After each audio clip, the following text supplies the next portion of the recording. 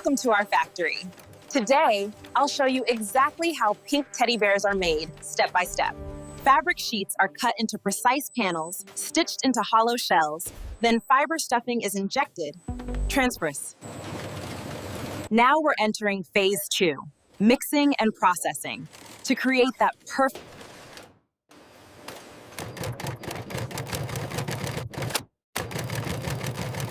Every teddy bear is precisely filled to achieve perfect softness and shape.